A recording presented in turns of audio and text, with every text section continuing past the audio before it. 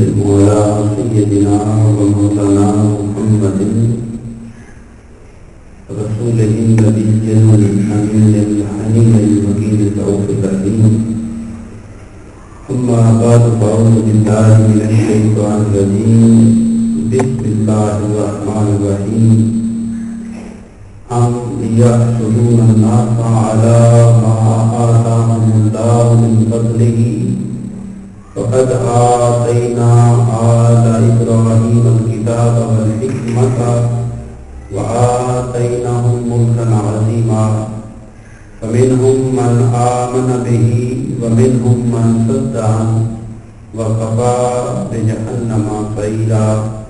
إن الذين كفروا بآياتنا سوف نصليهم نارا كلما نضجت جلودهم بدلناهم جلودا غيرها ليذوقوا العذاب إن الله كان عزيزا حكيما. والذين آمنوا وعملوا الصالحات فندخلهم جنات تجري من تحتها الأنهار خالدين فيها أبدا لهم فيها أزواج مطهرة وندخلهم ظلا ظليلا. صدق الله العظيم. اللهم صل على سيدنا ومولانا محمد وعلى آل سيدنا ومولانا محمد وبارك وسلم. السلام والسلام عليك يا سيدي يا رسول الله وعلى آلك وأصحابك يا سيدي يا حبيب الله.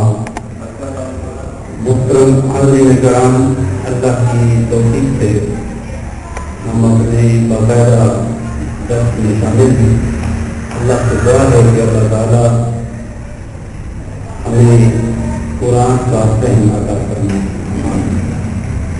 پچھلے درس میں ہم نے حسد پر گفتگو کی تھی اور بالعموم عام مسلمانوں کے لیے اور بالخصوص نایات میں بنی اسرائیل کے لیے اللہ رب العزت نے یہ ارشاد فرمایا کہ جب نبوت و رسالت بنی اسماعیل کو ملی، حضور صلی اللہ علیہ وسلم کو اللہ نے نبوت و رسالت عطا فرمائی، تو بنی اسرائیل حسد کی وجہ سے ایمان لانے سے محروم رہے.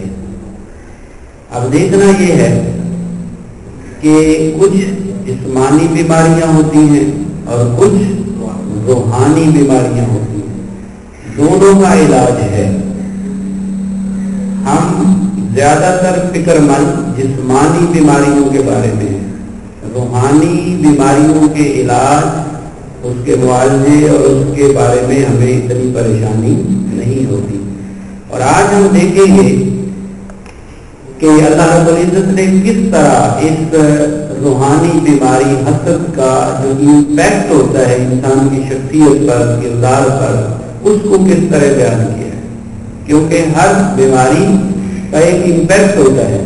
اگر جسمانی ہو تو جسم کمزور ہو جائے گا، لاغر ہو جائے گا، اور وہ جسم سے کمزور ہوتے ہوتے ایک ایسی سٹیج پر پہنچتا ہے کہ جس میں اس کی امیونٹی یا سیلف ڈیفینس ختم ہو جاتا ہے. اور جب سیلف ڈیفینس کی پاور جسم کی ختم ہو جاتی ہے، اس کی امیونٹی ختم ہو جاتی ہے، تو پھر اسے ڈاکٹر یہ کہتے ہیں اسے ایڈز ہو گیا ہے، یعنی کوئی بھی بیماری اس پر اٹیک کر سکتی ہے. اسی طرح جب ایک مسلمان روحانی طور پر بیمار ہونا شروع ہو جاتا ہے اور وہ اس کا علاج ساتھ ساتھ نہیں کرتا، تو وہ پھر اتنا کمزور ہو جاتا ہے اس کا نفس کہ ہر چیز، ہر گناہ، ہر بدی میں اس پر حملہ ہو جاتی ہے.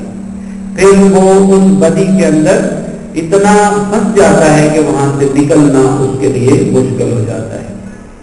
اس کی مثال حضور صلی اللہ علیہ وسلم نے اس طرح فرمائی ہے کہ جب کوئی مسلمان گناہ کرتا ہے تو اس کے دل پر جو اس کی روحانیت کو کنٹرول کرتا ہے اس پر ایک سیاہ دھبا پڑ جاتا ہے.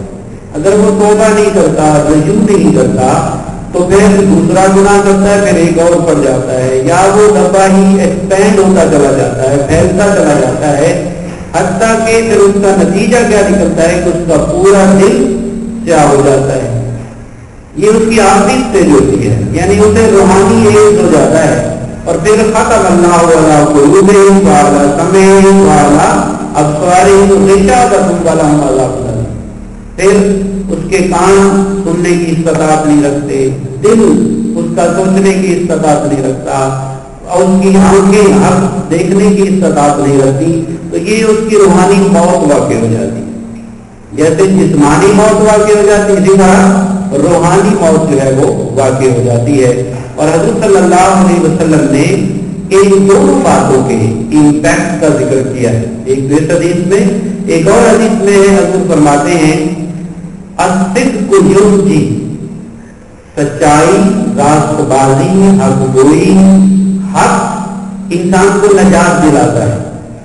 یعنی جب وہ کنسسٹنٹلی ایک انسان مستقل مزاجی سے حق پر قائم رہتا ہے تو اس کا نتیجہ آخر میں نجات نکلتا ہے. وَالْكِذْبُ يُهْلِكُ، اور جھوٹ انسان کو ہلاک کر دیتا ہے.